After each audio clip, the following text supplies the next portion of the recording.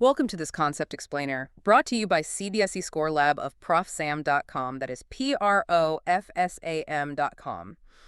Today we are starting a deep dive into Unit 3, Current Electricity, and we're focusing squarely on the introduction. Our promise to you is a simple, exam-safe, and very clear explanation so you lose all fear of this topic. Okay, so let's just jump right in with probably the biggest puzzle in this whole unit. I have a simple everyday question for you. Okay, I'm ready.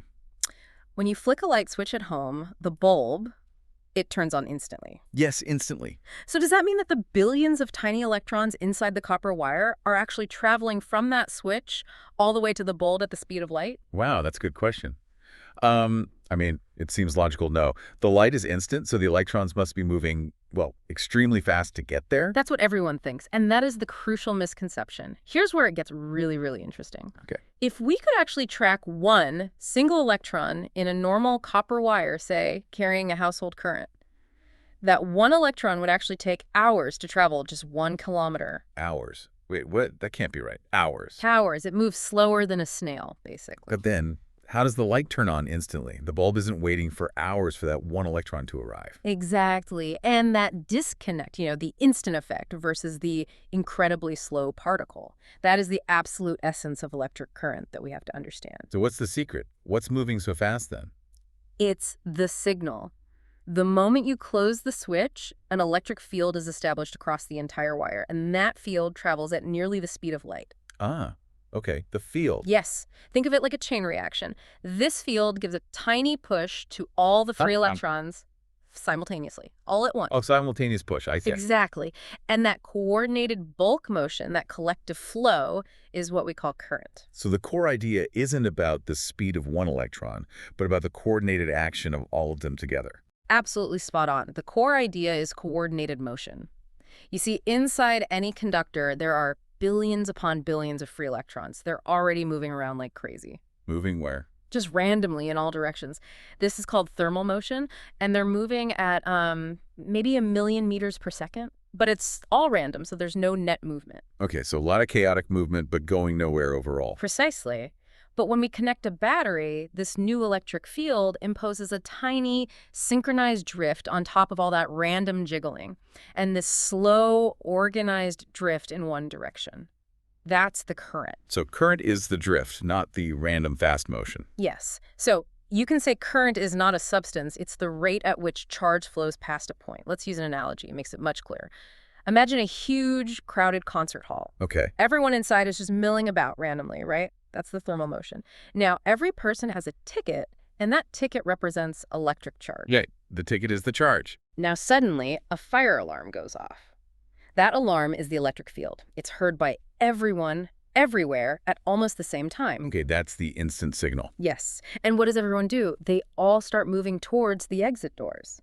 Now, each person walks slowly, right? Maybe bumping into others.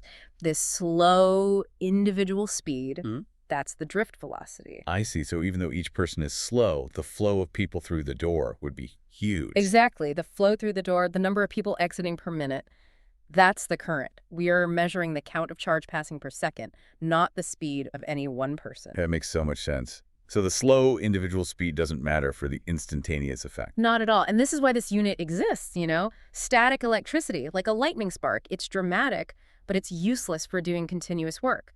Current electricity, this steady flow, is predictable. We can measure it, we can control it. To run things like light bulbs and motors. Perfect. And you brought up an excellent point about bumping into others. If you visualize that copper wire magnified 1 billion times, you'd see fixed red spheres, which are the atomic nuclei. The seats and pillars in the concert hall. The seats and pillars, exactly. And the blue fog of electrons is flowing between them. As the electric field pushes them, they constantly collide with these fixed nuclei. And these collisions must slow them down. Yes. The collisions are what prevent them from speeding up. It keeps their average forward velocity, the drift velocity, painfully slow. And these very collisions are the microscopic origin of what we call resistance. But that's a link to our next topic. Okay, so we have this mental image. Now let us see how insert defines this, which is, crucial for getting the wording perfect for your exams. Right, the exact definition. Could you please read the insert definition of electric current for us? Of course. Reading from the source. Electric current is the amount of electric charge flowing past a point in a conductor per unit time. And the mathematical definition is I equals Q by T. Yes, absolutely correct. Notice how simple and powerful that is. I is for current, Q is for charge in coulombs, and it is for time in seconds. So the unit must be coulombs per second. It is. And we give that unit a special name, the ampere, symbol A. So 1 ampere is exactly 1 coulomb of charge flowing past a point every single second. We've moved from an abstract idea of charge, Q, to a measurable flow. So when my phone charger says 2 amperes, it means 2 coulombs of charge are flowing to my battery every second. Precisely. And this quantity is so important because we can easily measure it with a device called an ammeter. We can control it with resistors, and it's how electrical energy is transported and converted into heat or light. Hope everything is clear so far. This concept explainer is from ProfSam.com. That is ProfSam.current.com. Now let's go back to our slow electron mystery. We can actually calculate this drift velocity. There's a microscopic formula that connects the big world current I to the small world drift velocity, which we call V subscript d. Okay, what's the formula? It is I equals N times E times A times VD. That's a lot of variables. I equals NEAVD. What do N and E and A stand for? Good question. A is simple. It's the cross-sectional area of the wire. E is also simple. It's the charge on one electron. Right. Now, N is the important one. It's the number density of free electrons. Basically, how many free electrons are packed into 1 cubic meter of the material. And for a good conductor like copper, N must be very high. Massive. For copper, it's about 8.5 into 10 to the power of 28 electrons per cubic meter. It's a huge number. And because N is so huge, even a tiny, tiny drift velocity, VD, can result in a significant current. If we put in the numbers for typical current, say 1 ampere, what do we get for VD? Well, if you solve that equation for a typical copper wire with 1 ampere of current, the drift velocity, VD, comes out to be only about 0.074 millimeters per second. 0.0074 millimeters. That's incredibly slow. It really confirms our counterintuitive point. It really does. No, this is our bridge. We learned about electric field in the last unit. Now we see that the field causes the force, which causes this tiny drift, which results in the macroscopic current. And understanding this sets us up perfectly for Ohm's law next. Now let's talk about the silent killers, the misconceptions that cost marks. Okay, what's the first one? Misconception number 1 is thinking.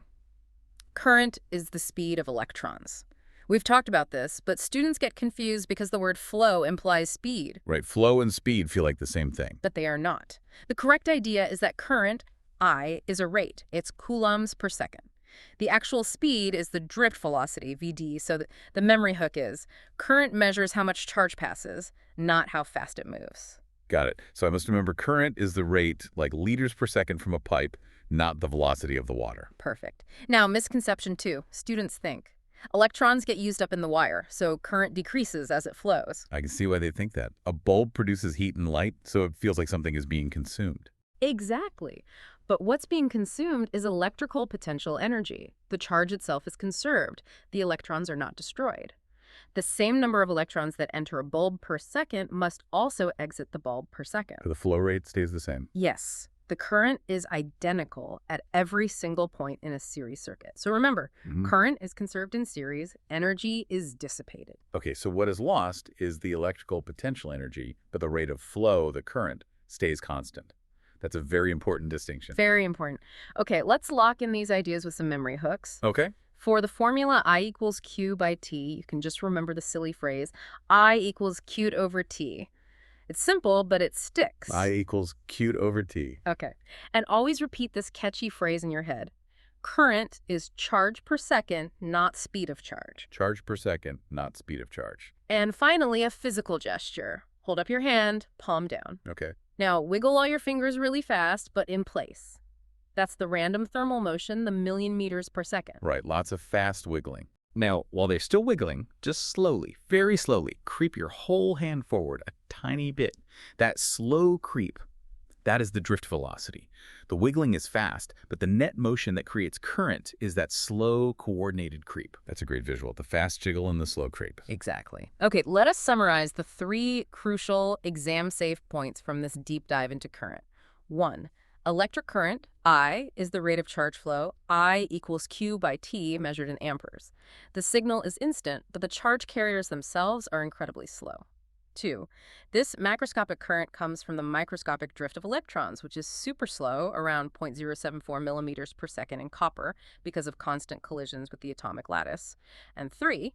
Current is conserved in a series circuit. It's the same everywhere.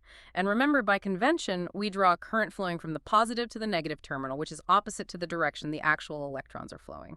To get maximum marks in 12th CBSE Physics, Chemistry, and Maths, visit ProfSam.com. That is P-R-O-F Sam, right? Yes, ProfSam.com. Thank you for joining us for this deep dive.